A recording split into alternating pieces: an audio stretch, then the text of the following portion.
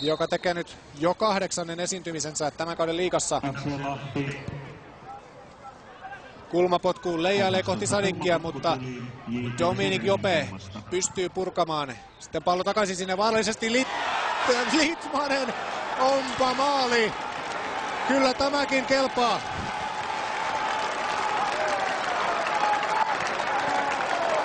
Nurmelan ja Litmasen kovasti mainostettu ja hypetetty kohtaaminen ja molemmat tekevät aivan huikea hienot maalit. Litmanen saksipotkulla 2-1. 87. peliminuutti. Hurme jää siinä täysin sivusta katsoja rooliin.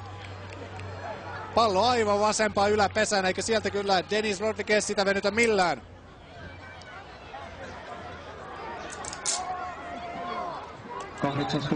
Kyllä tässä ottelussa draamaa piisaa, siitä ei pääse mihinkään. Jari Litmanen, syöttäjä 11, Brilon Sala. Sitten Litmanen ottaa kortin vielä. Pelin uudelleen käynnistäminen osoittautui nyt turhan vaikeaksi. AC Oululle ja Litmanen kypsyy ja lähtee kävelemään kohti keskipistettä.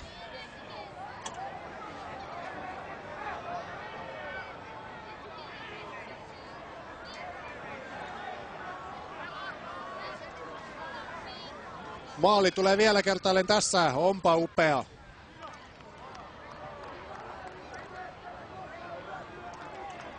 Näihin ei moni pysty, mutta tämä mies pystyy.